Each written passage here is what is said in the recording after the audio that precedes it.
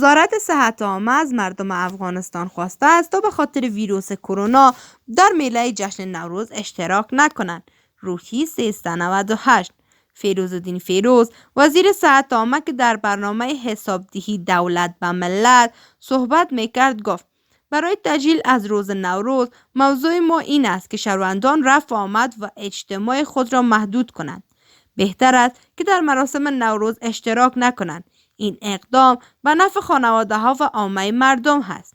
همزمان با ثبت موارد مشکوک با ویروس کرونا در 11 ولایت کشور و ثبت یک مورد مثبت در ولایت هرات، وزارت صحت عامه از مردم خواسته است که برای جلوگیری از شیوع ویروس کرونا در جشن نوروز شرکت نکنند.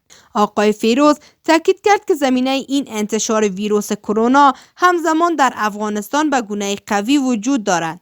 او در ادامه افزود که پس از شیوع ویروس کرونا در ایران تا به حال در حدود 500,000 شهروند افغانستان دعوت کردند. او برگشت این تعداد دعوت کنندگان یک خطر برای شیوع بیماری کرونا در کشور یاد کرد.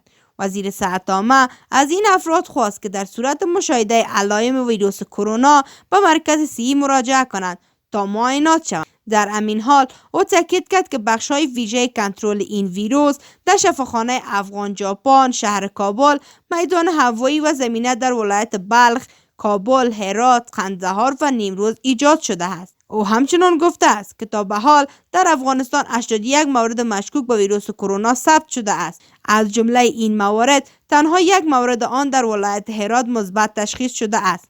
متبقی موارد مربوط به ولایت‌های هرات، هلمند، فرا، غور، بغلان، بلخ، قندهار، لوگر، فاریاب، غزنی، بدخشان و کابل جمع آوری شده است.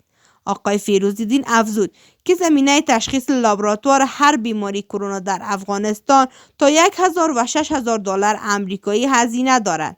و همچنان تاکید کرد که 6 نفر هم در قرنطینه قرار دارد که همگی از ایران برگشتند. علاوه بر این، ارگی ریاست جمهوری با انتشار خبرنامه‌ای گفته است که رئیس جمهور غنی در نشستش به خاطر جلوگیری از شیوع ویروس کرونا در کشور از مسئولان خواسته است که در مرزهای غربی تدابیر را شدید کنند.